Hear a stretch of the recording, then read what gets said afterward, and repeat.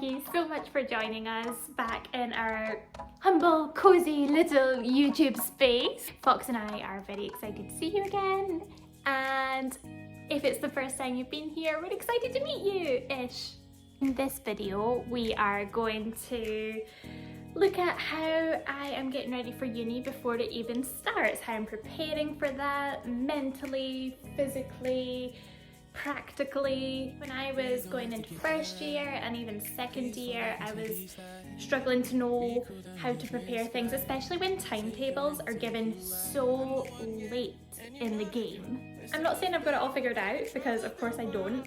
I'm not the perfect student, but I kind of have a rough idea of what I can do to practically help myself to prepare even without that perfectly formed timetable.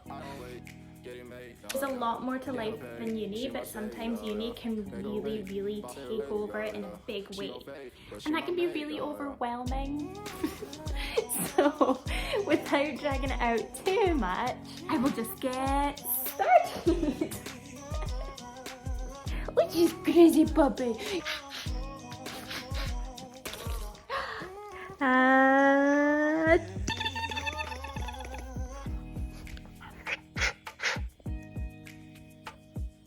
First thing I've been doing to get ready to go back to uni is food prep, and that's because it's something that I can do in advance without knowing anything about uni, without knowing my timetables, my schedules, without knowing how much I'm going to be doing online versus there. It's something that I can just start doing right away to prepare myself, because there isn't an awful lot of time to cook nutritious meals when I'm at uni and working. Well, both of us are at uni and working, Graham and I. And you know, we've got a dog to look after, and we both have jobs, and we've both got like families who want to visit, and you know, we've got commitments around that as well. One thing that tends to go is how well we look after ourselves in terms of our food, and you know, how much effort we put into cooking and getting all the nutrition we need. So I've just been batch cooking every few days, and I've been keeping portions for us for like today or the next day, and then I'm just freezing the rest. So the plan is to freeze a different recipe every time I manage to batch cook, so that when everything's chaotic and we don't have an awful lot of time to spend in the kitchen, we can just defrost something that's in the freezer, you know, put it out in the morning, and then by the time we get home in the evening, no matter how late, no matter how tired we are going to have nutritious, lovely meals. I have already frozen 3 portions, which is a bit silly considering there's 2 of us, so it should be 4, but it's just, I don't know, I must have got my quantities wrong. And I'm currently cooking 2 other meals, one in the slow cooker and one in a pot, so that we have 3 different options for dinners, and then hopefully next week I'll be able to do another one, so that we'll maybe have 4 or 5 different options of just like loads of stuff in our freezer, because sometimes I feel like if you freeze stuff, you feel like you've got to eat it even if you're not in the mood for it. So this guarantees us options.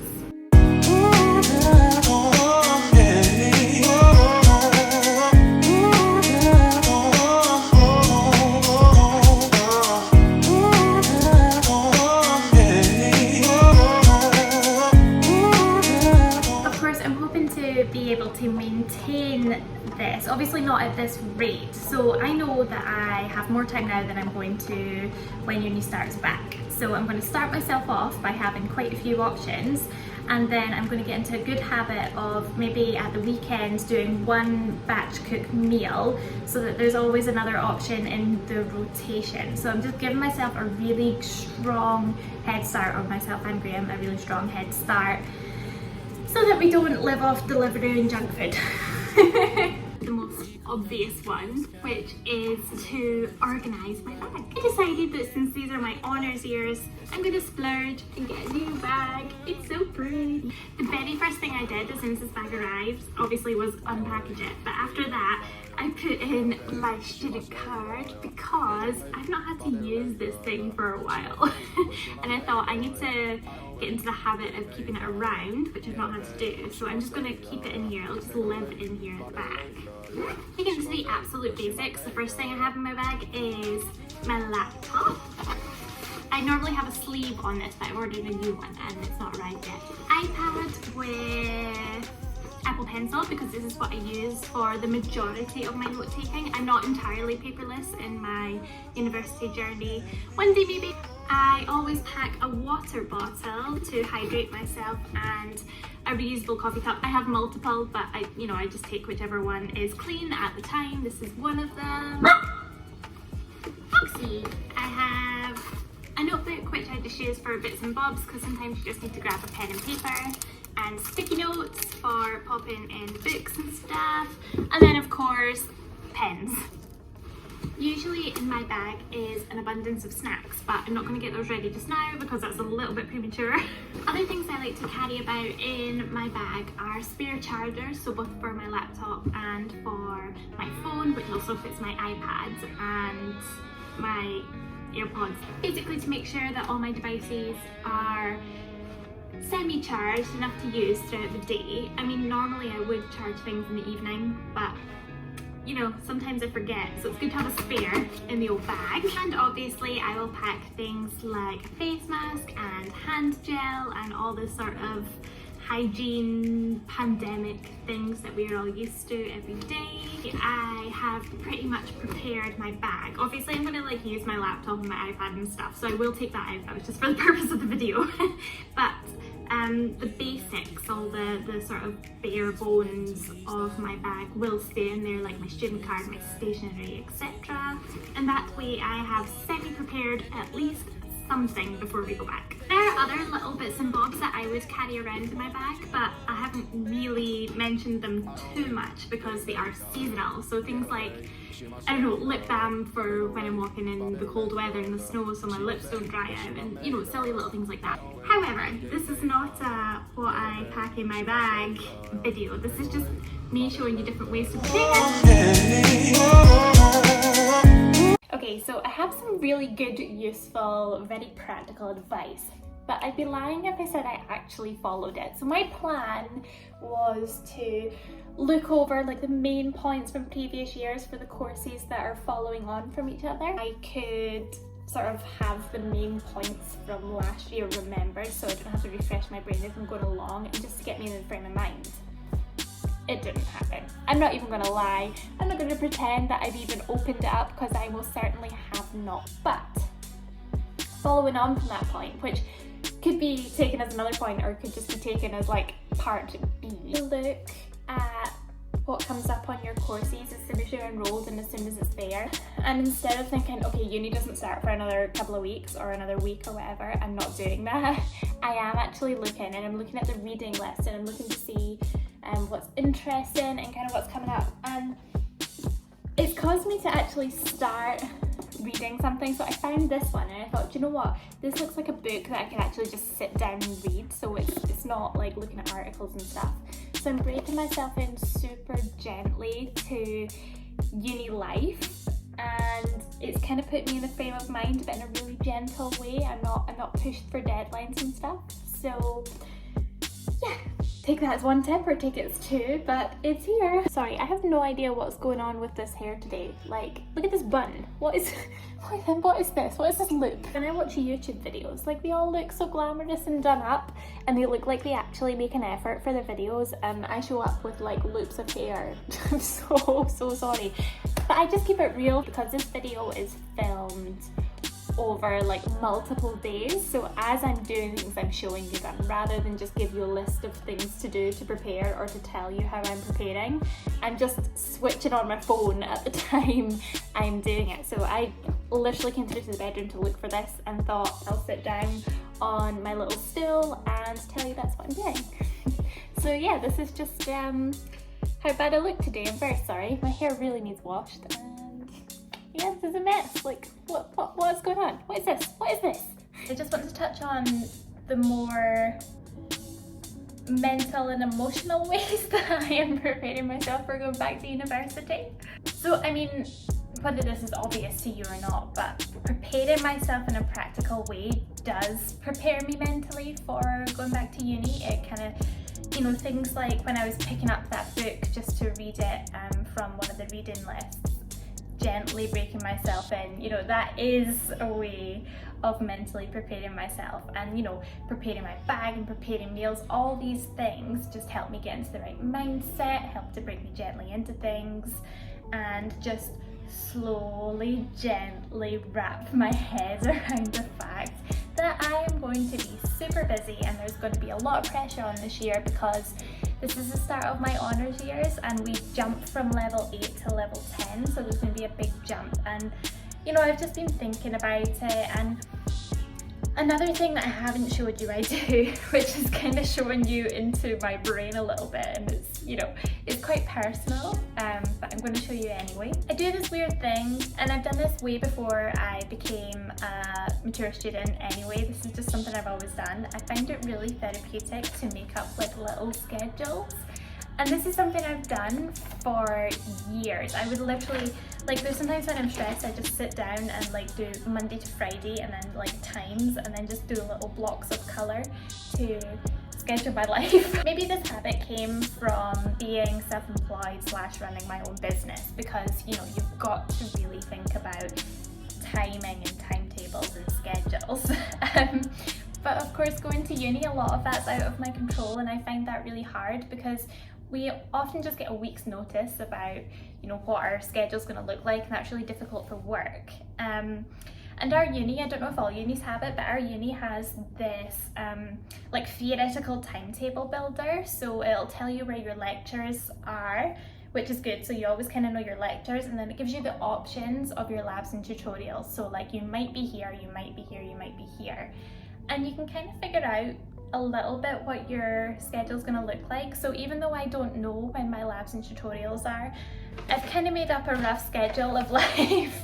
And actually I've made up loads of these, like, you'll see, hold on, I can't find them.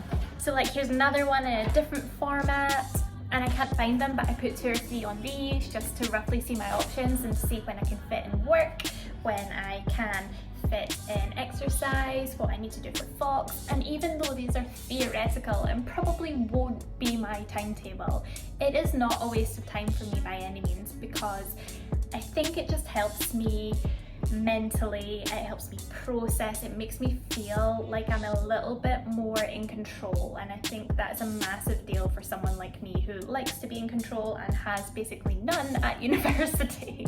Another way I've been helping myself mentally is actually just talking to people about the fact that university is starting again, and that sounds like it's nothing, it sounds really simple, but it's like telling other people is kind of just reaffirming it and just like putting it into my own brain and my own mindset. So I'll be like, uni starts blah blah blah, and when uni starts I will blah blah blah, and it's just conversation, but talking makes such a massive difference. And you know, obviously in my field of study and work, I know that talking things through can just help you organize your thoughts, and so I've been doing that a lot, just trying to organize my thoughts by chatting to people, talking it through, not in a like, I need to talk about this, it's stressing me out kind of way, just a very general small talk kind of conversational way that's not even a big deal, but it does help.